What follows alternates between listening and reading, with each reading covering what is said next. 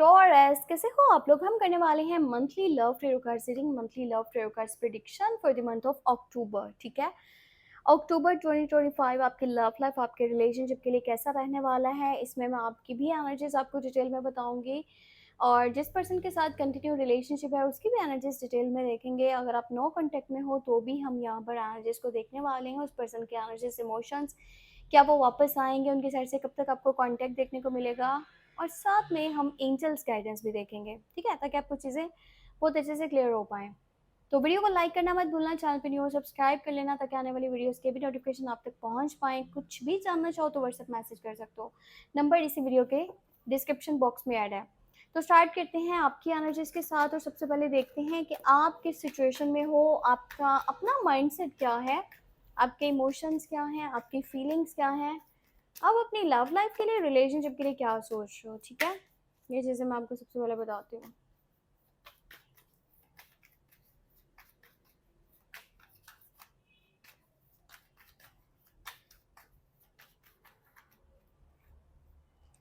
Okay, 5 of swords, 4 of pentacle और यहाँ पर है 8 ऑफ कप्स की एनर्जी। देखो, रिलेशनशिप वाली साइड पे बात करें ना तो आपका थोड़ा सा ना बिहेवियर ऐसा है या आपका नेचर ऐसा है कि अगर किसी ने कोई गलती करी है ना या किसी ने कुछ गलत करा है तो आपके दिमाग से जल्दी वो चीज़ें नहीं निकल पाती। ठीक है, आपके माइंड में वो चीज़ें बैठ जाती हैं कि इसने फलां टाइम में ये बात करी थी, ऐसा करा था, जो भी है। मतलब पास्ट की कुछ चीज़ें हैं जो अभी तक आपने होल्ड करी हुई हैं। ठीक है, उसका पर्सन का एटीट्यूड हो सकता है, उसका रवैया हो सकता है, या ऐसी भी सिचुएशन बन सकती है कि इस मंथ में ना आप अपने करियर पे ज़्यादा फोकस करने वाले हो। ठीक है, लव लाइफ के बजाय, रिलेशनशिप के बजाय इन द मंथ ऑफ अक्टूबर आपका जो माइंड है या तो आपके करियर साइड पर है। ठीक है, बस ऐसा है कि भाई यहाँ तो चाहे वो जॉब है, वो बिजनेस है, वो पार्टनरशिप है, जैसे भी मुझे पैसा कमाना है, मुझे पैसा चाहिए, मैं बहुत सारा पैसा इकट्ठा करना चाहता हूँ। ठीक है, और अगर आप अपनी लव लाइफ की तरफ थोड़ा सा माइंड लगाओगे तो वहाँ आपका होगा कि भाई मैं कंट्रोल करना चाहता हूँ, मेरे अकॉर्डिंगली चीज़ें चलें। कंट्रोलिंग बिहेवियर में आप मुझे दिख रहे हो इन द मंथ ऑफ अक्टूबर, क्योंकि आपको ऐसा लगता है कि भाई ये जो पर्सन है ना जिसके साथ भी आप डील कर रहे हो, आपका ना किसी से दिल खट्टा हुआ है, यानी कि वो उस तरह से नहीं चल रहा जैसे आपने मतलब कि उम्मीद की थी। ठीक है, आपका एक्सपेक्टेशन था वो उसके ऊपर पूरा नहीं उतर पाया। उसके अपने तौर तरीके हैं, आपको लगता है कि वो अपने ही सर्कल में खुश है, उसके दोस्त हैं या रिश्तेदार हैं, उसके फैमिली मेम्बर्स हैं, वो उनका ज़्यादा करता है, उनका ज़्यादा सुनता है, आपको इतना अटेंशन नहीं मिल पा रहा, केयर नहीं मिल पा रही, या फिर उसकी तरफ से वो जो है ना एक होता है कि भाई एक अटैचमेंट। ठीक है, वो आपको थोड़ा कम फील हो रहा है, आपको लगता है कि वो अपनी ही लाइफ में कई चीज़ों में बहुत ज़्यादा बिजी है। ठीक है, वो आपको अच्छे से टाइम नहीं दे रहा और कांटेक्ट थोड़ा सा ना उस पर्सन की तरफ से कम है। अब इस चीज़ का जो इफेक्ट है ना वो आपके ऊपर ऐसा है कि भाई मैं अपनी मर्जी से इस रिलेशनशिप में चलूंगा। ठीक है, मैं तो फिर तुम्हारी नहीं सुनने वाला। आप थोड़े से मुझे सेल्फिश होते भी दिख रहे हो और आपके अंदर ईगो या एटीट्यूड भी आ रहा है। आप ये है कि भाई मैं आगे हूँ। ठीक है, मेरी बात को वैल्यू करो, मेरे अकॉर्डिंगली चलो, अगर तुम मेरे अकॉर्डिंगली नहीं चल रहे ना तो फिर मैं तो फिलहाल ब्रेक चाहता हूँ। मैं तो फिलहाल थोड़े से टाइम के लिए पीछे हटना चाहता हूँ, कुछ टाइम के लिए ब्रेक लेते हैं, फिर दोबारा से चीज़ों को देखेंगे कि कैसे चल रहा है। ठीक है, अगर ऐसा बिहेवियर आपको सामने वाले की साइड से दिख रहा है ना तो फिर वहाँ आप भी अपनी बात रखने से पीछे नहीं हटने वाले। तो इसका मतलब ये है कि भाई आपकी तरफ से ना आपकी कुछ बातें हैं जो किसी को बुरी लग सकती हैं, इस बात को माइंड में रखिएगा। अब मैं बताती हूँ कि आप जिस पर्सन के साथ कनेक्टेड हो, रिलेशनशिप में हो, बातचीत भी हो रही है, तो उस पर्सन की एनर्जी क्या है। ठीक है, वो आपके बारे में क्या सोच रहे हैं, क्या फील कर रहे हैं, उनका माइंड सेट क्या है। लेट्स सी, यहाँ पे आया है फूल का कार्ड, 10 ऑफ वांड्स का कार्ड और यहाँ पे है जस्टिस। अच्छा, ये जो पर्सन है ना, एक चीज़ तो इसके माइंड में क्लियर है कि भाई इसकी फैमिली इस रिलेशनशिप के लिए नहीं मानने वाली। ठीक है, आपके साथ शादी के लिए इसकी फैमिली नहीं मानने वाली। इस तरफ से तो भाई इसकी जो है ना बात क्लियर है कि वो तो नहीं मानेंगे। अब ये इंसान अपनी फैमिली को भी नहीं छोड़ना चाहता। ठीक है, ये फैमिली को नहीं छोड़ना चाहता।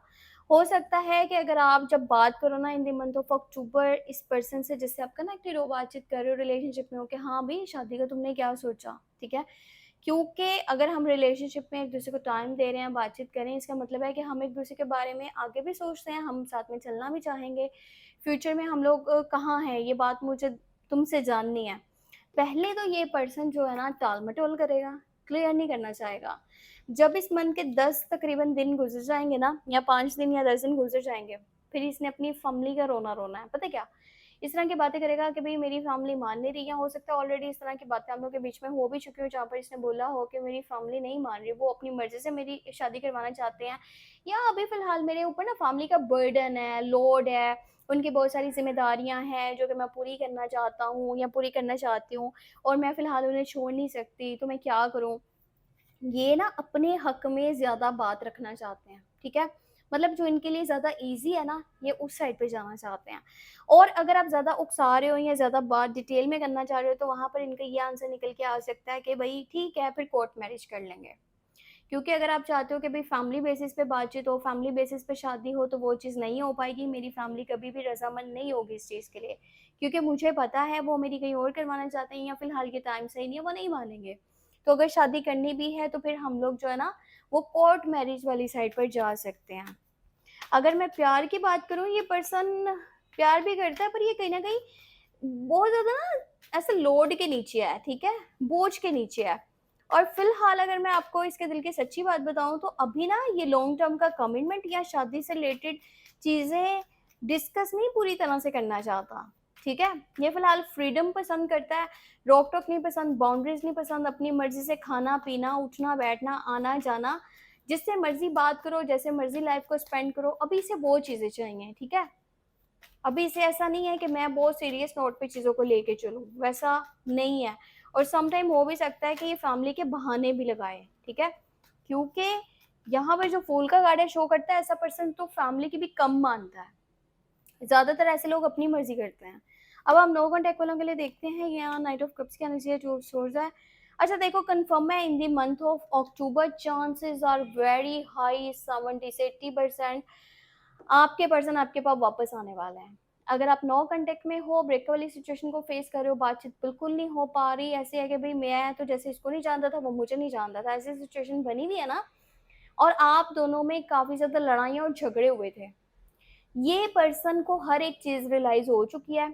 ये पर्सन आपको वापस लाना चाह रहा है। ये आपको इतना सोच रहा है ना, दिन-रात आपके बारे में सोच रहा है, आपको याद कर रहा है, और ये पर्सन खुद से आपके पास आएगा। आपको कॉन्टैक्ट करने की ज़रूरत नहीं है, ये खुद से आपके पास आएँगे, आपको कॉल करेंगे, मैसेज करेंगे, कॉन्टैक्ट करेंगे, और ये बात रखेंगे कि मैं तो तुम्हारे साथ ही चलना चाहता हूँ, मैं तुम्हारे अलावा किसी को अपनी ज़िंदगी में जगह नहीं देना चाहता, क्योंकि जो कम्फ़र्ट मुझे तुम्हारे साथ मिलता है ना, वो मुझे किसी के साथ नहीं मिल सकता। मैं तुम्हें बहुत ज़्यादा प्यार करता हूँ, एक चांस मुझे दे दो। ये हर तरह से कोशिश करेंगे अक्टूबर के मंथ में कि आप इनको एक बार एक्सेप्ट कर लो, ठीक है?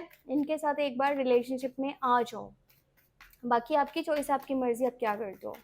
तो अब मैं आपको बताती हूँ कि एंजल्स आपको रिश्ते के लिए क्या गाइडेंस देना चाहते हैं। 6 ऑफ कप्स, 9 ऑफ कप्स और 3 ऑफ पेंटिकल। देखो, इस रिश्ते का चाहे कॉन्टैक्ट में या नो कॉन्टैक्ट में हो, आगे चल के एनर्जीज़ काफ़ी बेहतर हो रही हैं, चीज़ें सही हो रही हैं, खुशियाँ मिलेगी, सुकून होगा। अगर नो कॉन्टैक्ट सिचुएशन है, तो पास्ट वापस आ रहा है। वो पर्सन जो माज़ी में आपके साथ था, पास्ट में आपके साथ था, पर अभी राब्ता नहीं है, बातचीत नहीं है, ऐसा लगता है कि वो जैसे कभी नहीं आएगा वापस, तो जी आपकी सोच गलत है। वो पर्सन आपके पास वापस आएगा, क्योंकि पास्ट खुद को रिपीट करने वाला है, चाहे कॉन्टैक्ट में हो, नो कॉन्टैक्ट में हो। कॉन्टैक्ट में हो तो भी कुछ चीज़ें जो पुरानी है ना, वो ओल्ड पैटर्न जो है वो रिपीट हो रहे हैं, और अगर नो कॉन्टैक्ट सिचुएशन में है, तो फिर वो इंसान वापस आएगा जो आपकी ज़िंदगी से एकदम के लिए गायब हो चुका था, ठीक है? पर आपका जो नो कॉन्टैक्ट सिचुएशन है ना, या रिलेशनशिप है, वो आपका काफ़ी टाइम वाला है, यहाँ पे मुझे दिख रहा है 6 माह या 6 माह से ज़्यादा का रिश्ता था, 1 साल से ज़्यादा का रिश्ता था, इस तरह की चीज़ें मुझे नज़र आ रही हैं।